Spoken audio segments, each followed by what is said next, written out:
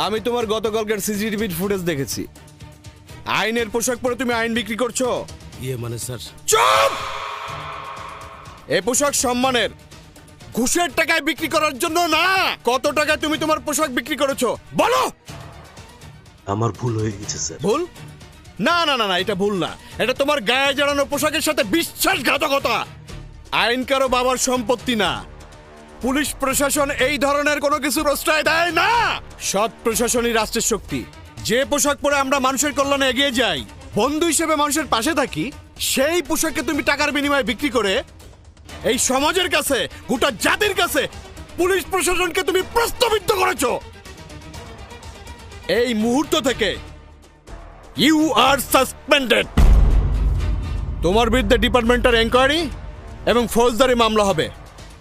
মনে রেখো, বাংলাদেশের পুলিশ কখনো দুর্নীতির কাছে মাথা নত করে না। Out out.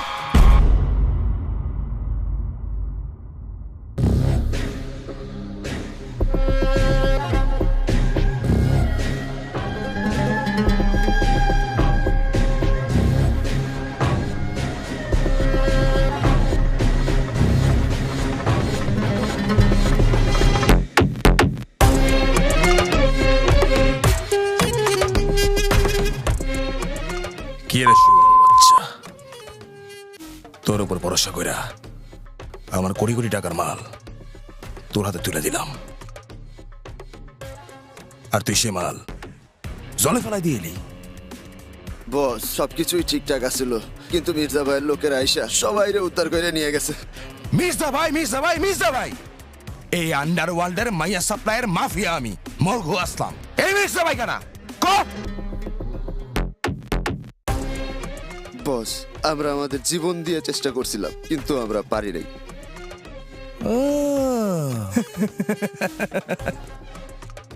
জীবন দিয়ে চেষ্টা করছিলি, কষ্ট করছস তো অনেক।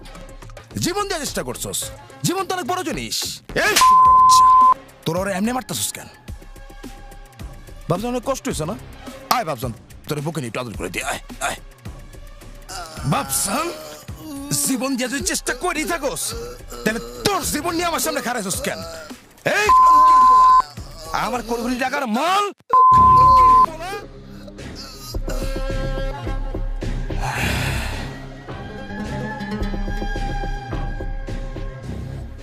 মির্জা ভাই।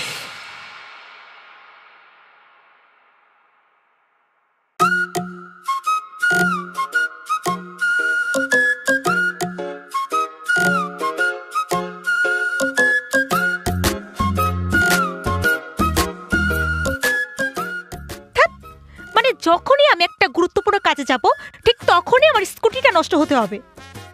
এখন আমি কিভাবে পৌঁছাবো? আরে মাত্র তো 2 ঘন্টারই ব্যাপার, 2 ঘন্টা পরেই তো তুই তোর স্কুটি হাতে পেয়ে যাবি। চল এখন আমরা একটা রিক্সা নিয়ে চলে যাই। Hey Google, can you tell me metro station থেকে 7 নম্বর সেক্টরে যেতে রিক্সা ভাড়া কত? দুঃখিত, মেট্রো স্টেশন থেকে 7 নম্বর সেক্টরে যাওয়ার জন্য বর্তমানে কোনো রিক্সা উপলব্ধ নেই। তবে চিন্তার কোনো কারণ নেই। আপনি চাইলে আমি আপনার জন্য একটি বিকল্প ব্যবস্থা করতে পারি। আপনার গন্তব্যে পৌঁছানোর জন্য বিমানের টিকিট বুক করা সম্ভব। প্রতি টিকিটের মূল্য 30,000 টাকা। আরে গুগলের কি মাথা নষ্ট হয়ে গেছে নাকি? গুগল সম্পূর্ণ স্বাভাবিক অবস্থায় রয়েছে। সমস্যাটি শনাক্ত করা হয়েছে আপনার দিক থেকে। সম্ভাব্য তুই হাসছিস? মাথা খারাপ। মেট্রো স্টেশন থেকে নাকি 7 নম্বর সেক্টরে যেতে কোনো রিক্সা নাই, আর বিমান ভাড়া নাকি 30,000 টাকা। এখানে বিমান আসলো কোত্থেকে? সবকিছু তুই আবার গুগলকে জিজ্ঞেস করিস কেন বলতো?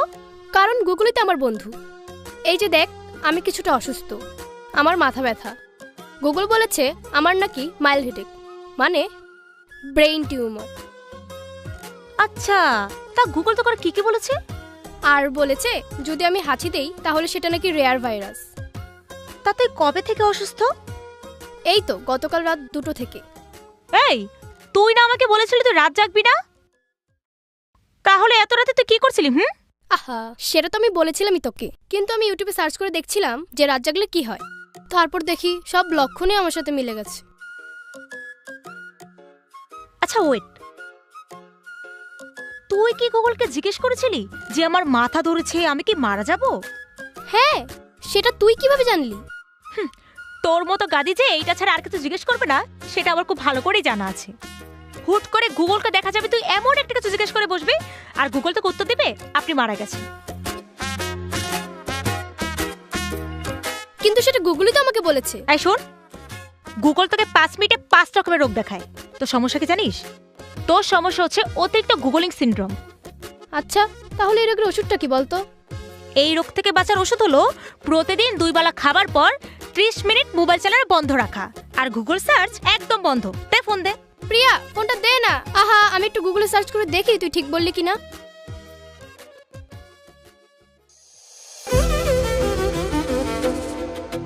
এই পৃথিবীতে টাকার চেয়ে মূল্যবান যদি কিছু থাকে তা হচ্ছে পরিবারের ভালোবাসা, যে ভালোবাসা আমি হারিয়ে ফেলেছি। পরিবার মানে শুধুই রক্তের সম্পর্ক নয়, পরিবার মানে হৃদয়ের বন্ধন। এই মাটির নিচেই তো ঘুমিয়ে আছে আমার পৃথিবী।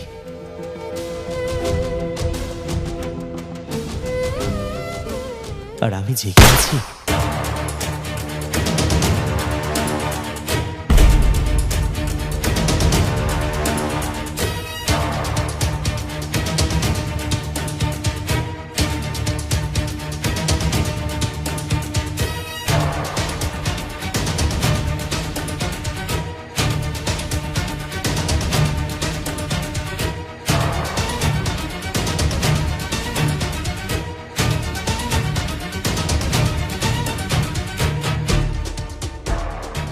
আস্তে আস্তে আস্তে, উঠতে হবে না। আপনি, আমি এখানে কেন? আপনি গুলিবিদ্ধ হয়েছিলেন। দুর্বৃত্তরা কেন যে আপনাকে গুলি করেছিল সেটা আমি জানি না, কিন্তু আমি যেহেতু ইন্টার্নি করছি একজন ভবিষ্যৎ ডক্টর হিসেবে মানুষের জীবন রক্ষা করা কিন্তু আমার গুরু দায়িত্ব। আর আপনি ভয় পাবেন না, বুলেটটা বের করা হয়েছে। আপনি এখন আউট অফ ডেঞ্জারে আছেন। আরে আরে, উঠছেন কেন? ভয়ের কোনো কারণ নেই। ডক্টর বলেছে বুলেটটা বের করা হয়েছে। আপনি অনেক লাকি, বুলেটটা হার্টে লাগেনি। আর এখন একটু রেস্ট করলে আপনি ঠিক হয়ে যাবেন। এই প্রিয়া, এইদিকে আয়। আপু আসছি, আপনি রেস্ট করেন, আমি একটু আসছি।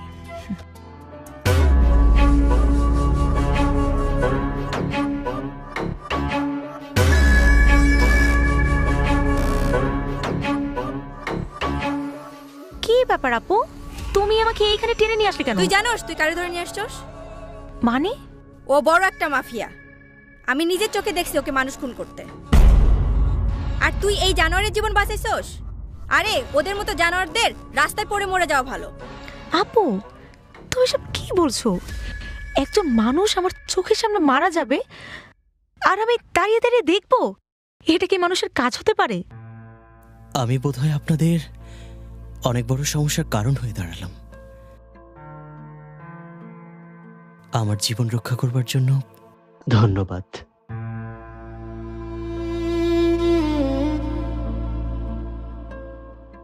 শুনুন, আমার আপুর কথায় কিছু মনে করবেন না।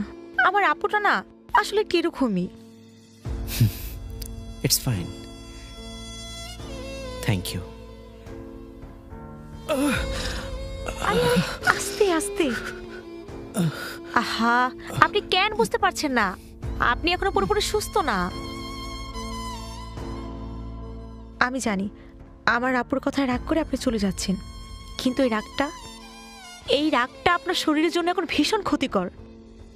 আমার বোন তো আপনার বোনেরই মতো। আপনার মা, আপনার বোন বা আপনার পরিবারের কেউ যদি আপনাকে এভাবে বকতো, আপনি কি বাড়ি ছেড়ে চলে যেতে পারতেন বলেন? আমি আপনাকে কথা দিচ্ছি, আপনি সুস্থ হওয়ার পর আর 1 সেকেন্ড ওই বাড়িতে থাকতে হবে না।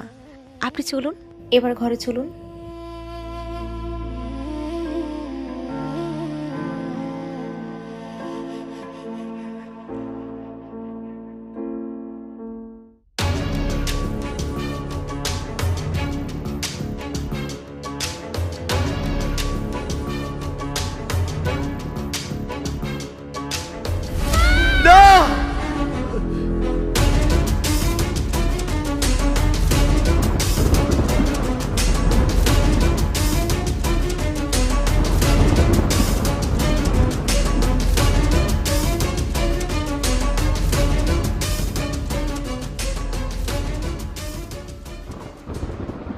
মানুষটার নাম শুনলে সবাই ভয়ে থরথর করে কাঁপে,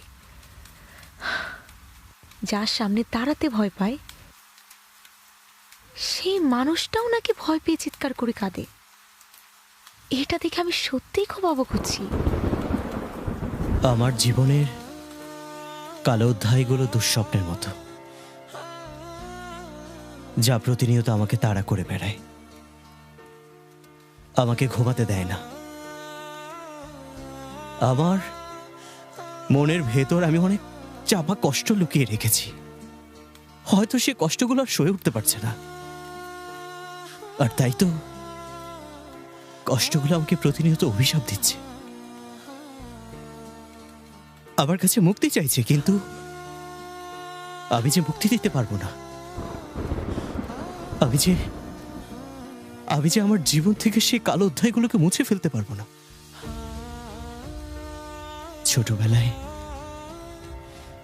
ছোটবেলায় বাবা যখন হায়নাদের কাছে আমার মাকে তুলে দিল,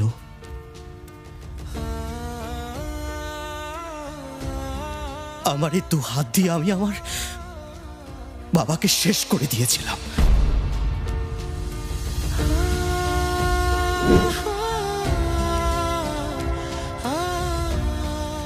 আচ্ছা মা, আব্বা মনে হয় আমাকে ভালোবাসে না, না? না বাবা, তোরে কে কইছে এই কথা?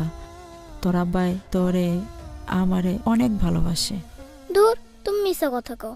আমি দেখছি আব্বা তোমার লগে প্রতিদিন খারাপ ব্যবহার করে, মারে। চিচি বাবা, তুমি ওই স্বপ্নে ভাইব না। তুমি ঠিক মতো পড়ালেখা করবা, অনেক বড় হইবা, তোমার মায়ের মুখ উজ্জ্বল করবা, পারবা না বাবা? হ্যাঁ আম্মা, পারমু। আমার সোনা বাবা।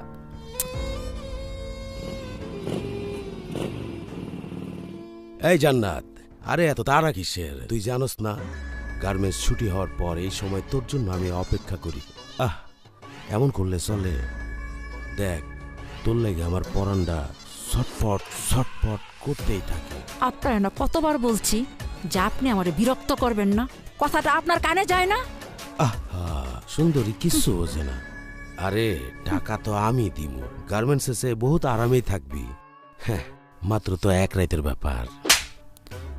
জানোয়ার, এই কথাটা বলার আগে তোর বইয়ের মুখটা একবার মনে পড়লো না? আজকে শুধু থাপ্পড় মারছি, ভবিষ্যতে এরকম করলে না দাও দিয়া একে কল্লাটা ফালাই দেবো, এক কোপ দিয়া। কথাটা যেন মনে থাকে, জানোয়ার কোথাকার। আমার গায়ে হাত, আমারে অপমান কইরা এই শহরে কেউ চইলা যেতে পারে না। এই অপমানের প্রতিশোধ আমি শুধু আসলে লমুই লমু। রাতের নেশা নাই, দরজা খোল।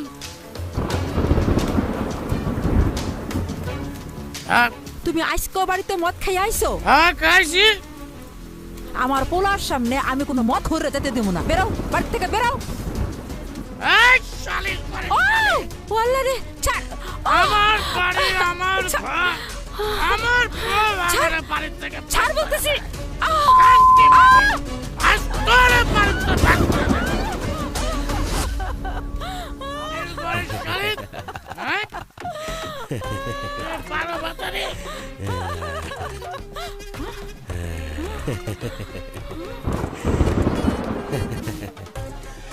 কিরে জান্নাত, তোরে কইছিলাম না তুই আমারে থাপ্পড় মারছিলি?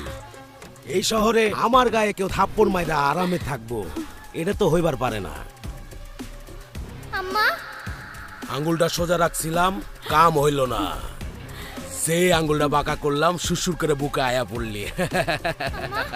বিজয়, ওই যাও দিনো, চলাই।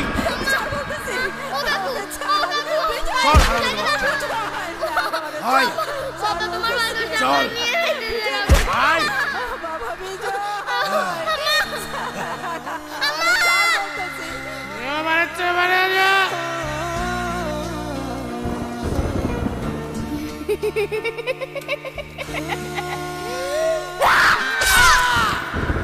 জীবন যুদ্ধে জয়ী হওয়া আমার মা, আমার জান্নাত, ধর্ষিত হওয়ার পর জীবনের কাছে পরাজিত হয়ে গেল। আমাকে ছেড়ে ওই দূর আকাশে চলে গেল। আইন থেকে পালিয়ে গিয়েছিলাম ঠিকই, কিন্তু জীবন থেকে পালাতে পারিনি। জীবনের প্রতিটা ধাপে ধাপে যেখানে গিয়েছি মানুষের লাথি উষ্টা খেয়ে বড় হয়েছে, মানুষের ধিক্কার শুনেছি। এই সারা ওঠেন থেকে যা যা যা এনে ঘুমা লাগবো না, যা। আমি তো একটু ঘুমাইছিলাম। আমার জন্য কোথাও কোনো ঠিকানা ছিল না। হাজারো মানুষের ভিড়ে দাঁড়িয়ে থেকেও আমি ছিলাম একা। আমার আকাশটাই ছিল আমার ছাদ, আমার মাটিটাই ছিল আমার বিছানা। ক্ষুধার যন্ত্রণায় চারদিকে ঘুরে বেরিয়েছি পাগলের মতো। পেটের ক্ষুধা না যতটা কষ্ট দেয়, তার চেয়ে বেশি কষ্ট হয় তখন যখন কেউ দরজা বন্ধ করে দিয়ে বলে, দূর হয়ে যায় এখান থেকে। আমি চুরি করতে চাই না, আমি শুধু বাঁচতে চাই। মানুষ যখন এক টুকরো রুটির জন্য আমাকে গালি দেওয়া শুরু করলো, তখন নিজের পেটটাকে সবচেয়ে বড় অপরাধী মনে হতো। এ শহরের মানুষের কাছে আমি মানুষ ছিলাম না, ছিলাম কুকুরের মতো একটি বোঝা। দু চোখ বেয়ে অঝরে চোখের পানি ঝরলেও আমার চোখের পানি মুছে দেওয়ার মতো কেউ ছিল না। ভয় পেলে মা আমাকে বলতো, আব্বা আমার হাতটা শক্ত করে ধর। কিন্তু মা কি জানে তার ছেলে যে আজও ভয় পায়। সবকিছু ভুলে গিয়ে যখন বড় হলাম, একটা সুন্দর সংসার সাজিয়েছিলাম।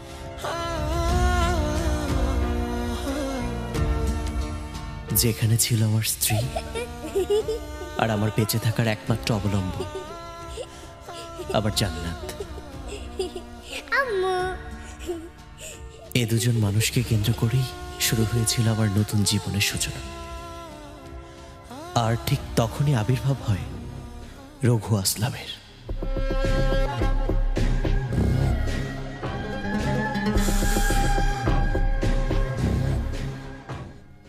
আপনি কে? আমার পথ আটকাইছেন কেন? আমারে যাইতে দেন।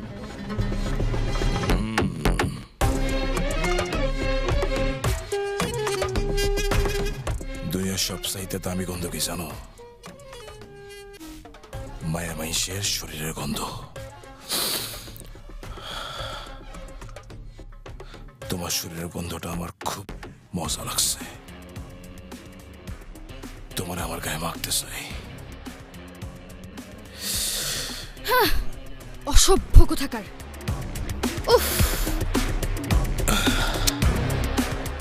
মাগা না তো, টাকা দিম। যা চাও তাই পাইবা, যা চাও সব দিম। খালি তোমার শরীরটা আমার শরীরে মাখতে দাও।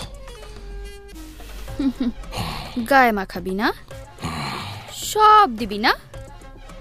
আমি তোরে মাগনাই মাখাইতে দিব। মাখাবি? দাঁড়া মাখাইতেছে। মাইয়া মানুষ রে ইজ্জত দিতে শিখিস।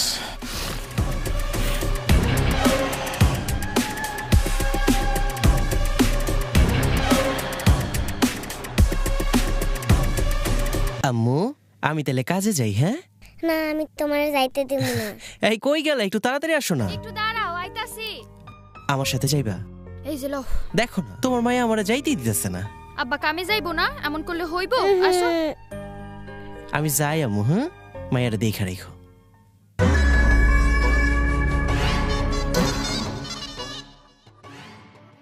সেদিন তোর শরীরে শুধুমাত্র একটু গন্ধ নিতে চাইছিলাম। তুই তো জুতা দিয়া আমার গালে বালি দিছিলি। সমস্যা নাই, আমি যেটা কই সেটাই করি। আজকে তো শরীরে গন্ধ আমার শরীরে মাখামো। ওই তোর সাহস তো কম না? আমার বাড়ির সীমানায় দাঁড়ায়া তুই আমার বড় উল্টাপাল্টা কথা কইতেছস। একদম নলিকাইটা ফালামু।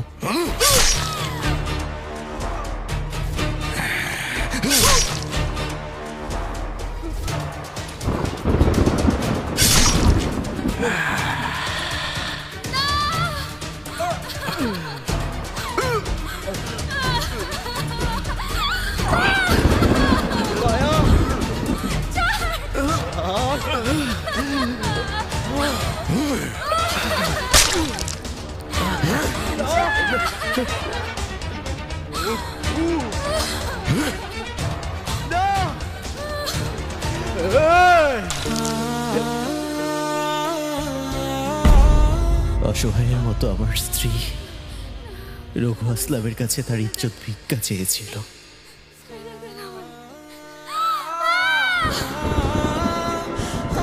আমার 6 বছরের মেয়ে জান্নাত, যে ছিল আমার বেঁচে থাকার একমাত্র অবলম্বন, আমার সুখের ঠিকানা, রঘু আসলামের চোখ পড়ল আমার জান্নাতের দিকে।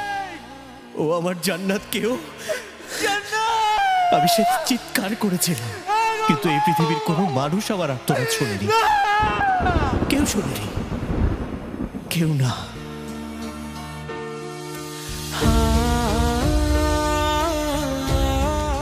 একের পর এক আমার জীবন থেকে আমার প্রিয় মানুষগুলো হারিয়ে গেল। আমিও হয়তো সেদিন হারিয়ে যেতাম, কিন্তু সৃষ্টিকর্তা আমার জীবনটাকে নতুনভাবে লিখে রেখেছিল। আমার চোখের সামনে ভাসছিল আমার প্রিয় মানুষগুলোর আর্তনাদ। আমাকে ডেকে ডেকে বলছিল, উঠে দাঁড়াও বিজয়, উঠে দাঁড়াও। সৃষ্টিকর্তার অশেষ কৃপায় আমি বেঁচে ফিরলাম, কিন্তু বিজয় হয়ে না, মির্জা ভাই হয়ে। নারীদের বুকে কম্পন সৃষ্টি করত যে সমস্ত বেজন্মারা, আমি তাদের বুকের কম্পন হয়ে দাঁড়ালাম। একের পর এক সরিয়ে দিতে লাগলাম প্রতিটা বেজন্মার র্যাপিস্টকে, আর তৈরি করলাম মির্জার এক নতুন সাম্রাজ্য, যে সাম্রাজ্যে ধর্ষণের শাস্তি একটাই, মৃত্যুদণ্ড।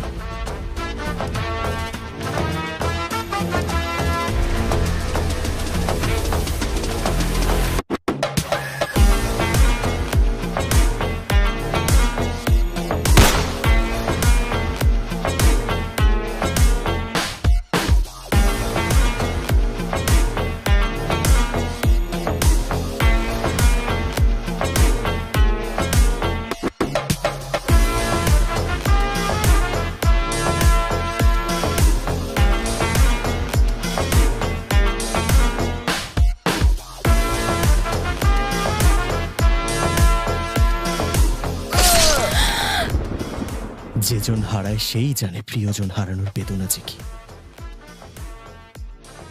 আমার জীবনে আর কোনো গন্তব্য নেই, আমার জীবনে আর কিছু চাওয়ার নেই, কিছু পাওয়ার নেই। আমার শুধু একটাই চাওয়া, রঘু আসলাম।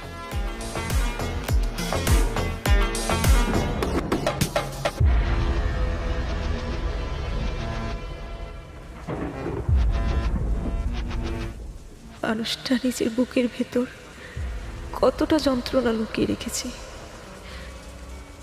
এত চাপা কষ্ট বুকে নিয়ে কিভাবে দু চোখের পাতা এক করে আমার সত্যিই জানা নেই।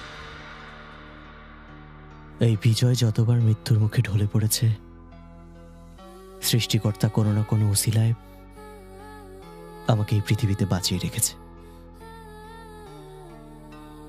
আর সেই উসিলা হওয়ার জন্য আপনার প্রতি আমি সারা জীবন কৃতজ্ঞ থাকব। আপনার জায়গায় যদি আপনার বড় বোন থাকতো, তাহলে হয়তো এই হিংস্র দানবের মতো মানুষটি আজ আপনার সামনে দাঁড়িয়ে থাকতো না। সবাই আপনাকে দানব বলে, কিন্তু আমার চোখে আপনি সেই ছোট্ট শিশুটি যে দরজার আড়ালে দাঁড়িয়ে তার মায়ের জন্য চিৎকার করেছিল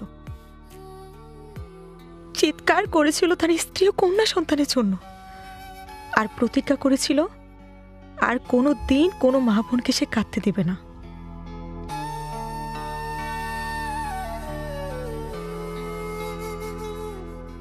কিন্তু একটা প্রশ্ন, আপনার মা যদি আজ বেঁচে থাকতেন, তিনি কি চাইতেন আপনি এমন রক্তের সাগরে ডুবে থাকেন?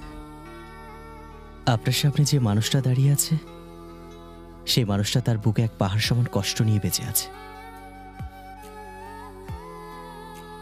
যে তার জান্নাতকে উৎপেতে থাকা হায়নাদের হাত থেকে বাঁচাতে পারেনি।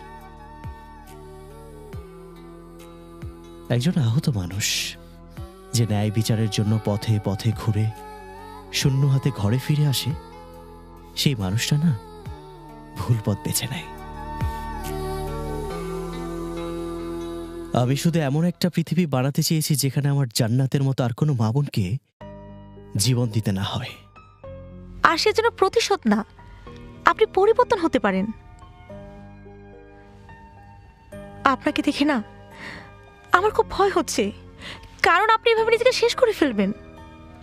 আমি আপনাকে বাঁচাতে চাই, এই শহরকে না, এই সমাজকে না, শুধু আপনাকে বাঁচাতে চাই। যে মানুষটা অনেক আগেই শেষ হয়ে গেছে তাকে আর নতুন করে কি বাঁচাবেন? আর আমাকে বলছেন পরিবর্তন হতে। আমি যদি থেমে যাই তাহলে অন্ধকার জিতে যাবে। কিন্তু আপনি যদি বদলে যান তাহলে আলো জিতবে। আমরা একসাথে যুদ্ধ করব, কিন্তু আইনের পথে, মানুষকে বাঁচানোর পথে। আপনি একা না, আমি আছি আপনার সাথে। আপনার এই রক্ত মাখা হাতটা আমি ধরতে চাই, কিন্তু ওই হাত আর কোনো দিন যেন কারো জীবন না নেয়।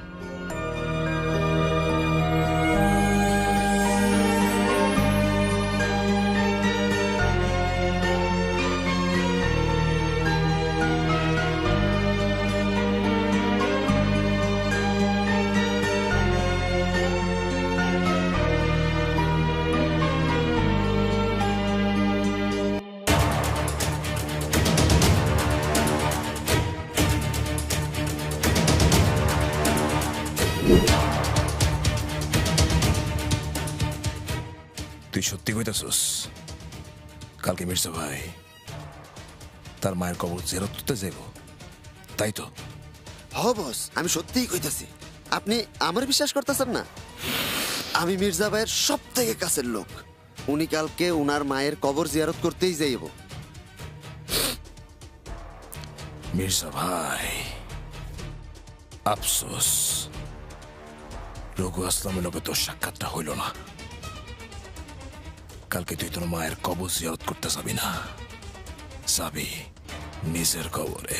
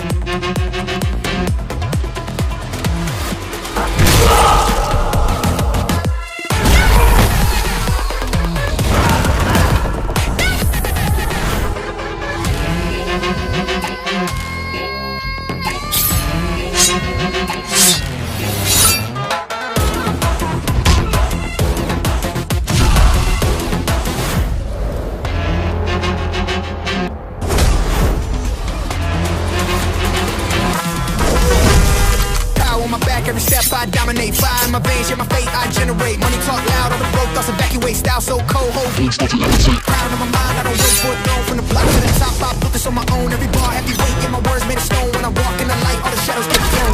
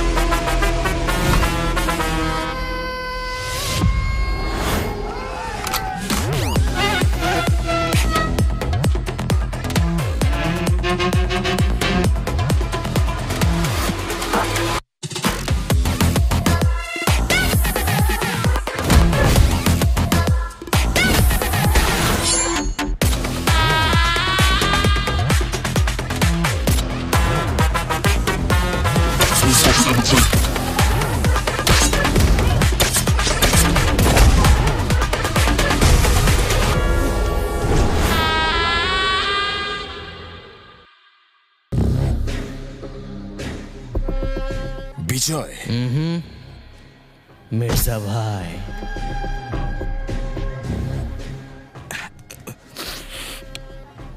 তুই বিজয় হস আর মির্জাবাই হস, তোরা তো আমি দুইবার খালাস করে দিছিলাম, তাহলে তুই বাইচা ফেললি কেমনে? পুনর্জন্ম নিছস নাকি? তোর নসিবে আমার হাতে তোর মৃত্যু লেখা ছিল, আর তাই তো আমাকে বারোবারি খাওয়ার ভাত আমার দাদা এই জায়গায় কোথাও খাইছিল। খাবো না ছোটবেলা তো লুচা সব অবস্থা মানুষের বাড়িতে যাবো আর খাবো একটু এদিকে বাবা রে আমার গুলো বাবা ও বাবা ও বাবা আমার টেনশন ডাক্তার সাহেব বল নেই গেলে ভাই ওরে বাবা রে আই রে পরে ঘুরবি রে এই করে এই করে ঘুরে বুঝা আর করে যদি দেন আপনি দেনে করে খাইয়ে পেটটা বুঝাই করে না আমি ফালতু লোক কোনে কান এই এদিকে আন সমস্যা হইছে দুনিয়ার মনে করেন চান্দের থেকে পা দইলো বাইরে আইতাছে রান রান রান রান বাবা একটু হালকা হালকা একটু মালিশ করে একটু মালিশ করে চান্দিতে মাঝে কোন সিরিজটা ভাই এই মিয়া এই সারা কোন দিকে ডাক্তার আপনার বিরেনের গুড়া থেকে পা দইলে আবিষ্কার হইতাছে মাছি যেমন মনে করেন মল পক্ত করলে মাছের গুয়ার থেকে মাছি হয় আপনি মাথায় থেকে পা পিস মই দাই করতেছে আগে গুলা ভাত মাইরা নাইলে ইনজেকশন দে বুঝেন আপনি গুড়া গুনা বের হন দুই ডাড়া যদি পাই নাই যেখানে নিচ পেলে গেছে হয়তো একটু বড় হবে ফুটবলের নাগাল ওই আসুক বাইরে যাও গা মানে মনে আগে যে ছোট আকার আছে গুড়াটা গুড়াটা মনে করেন যে গুড়ি তো আসতে পারে আমরা একটু শোন আর একটু চিকিৎসা করে কড়া ওষুধ পাতি দিয়ে আছে আমরা ডাক্তার সাহেব পাঁচ যদি পর হয় বাইরে তাহলে এমনও তো তোমরা যাব আমরা কুড়ালের কথা বলছিলাম আছে না কুড়াল হ্যাঁ ডাক্তার সাহেব কুড়ালের ব্যবস্থা তো করা হয় আপনারা উক্কা করবেন উক্কা করবেন আচ্ছা শুনেন আবার আপনার দাদা ভাই এই যে আমি যে কচি রাখছি এটা হলো নিম কাঠের কচি এই মাথাটা ছুলাবেন পাশার মাপে কোনটা কচি এই যে কচিটা এই যে মুরব্বী এই যে নরমাল না এত ছোট কচি আনতে না না এটা পরে যে সুলিং করুন নাকবো সুলুপ করতে হবে সুলুপ কই রে আপনার যে বাইরে রাস্তার যে মাপটা ওই মাপটা নেই ফেল দিয়ে আমার তো এই পাশে কটা বাড়ি দিয়ে ঘেড়ি চাটকে দিব আপাতত বলতে আমি শুনছি তুমি অসুখ হয়ে গেছো দাদার বাদে ডাক্তার সাহেব আমার দাদা হোসেনের কি কি সমস্যা কি এর মেলা সমস্যা গুণপাতের বেরাম তো দেখেন ভালো করে দেখেন আমি একটা কথা কই এই যে আপনার হইলো এই যে খাপটা নিয়ে যান আর এই যে ডাইলসিন আমার কাছে নাই ওষুধ না না আমি ওষুধ দিন করে আমি কি আপনি ভাই নি কাম করবেন নাকি ডাক্তার সাহেব ওই যে দাদা এটা কথা কই এই যে বউটা শুনলাম ইঞ্জেকশন দিলে না তো কোনো ডায়রিয়া মেরেও না না না না ডাক্তার আর ট্রিটমেন্ট করে ওষুধ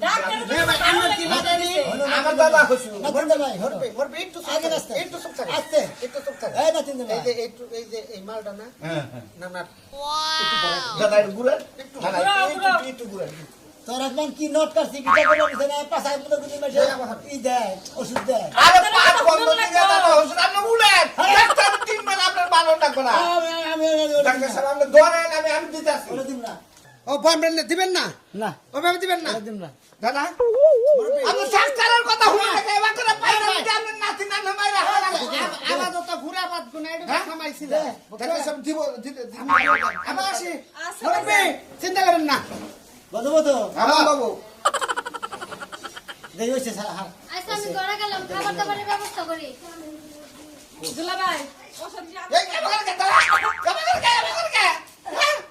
এই দাদা দাদা ওই আমাকে দাদা দাদা এই দাদা আমি কোন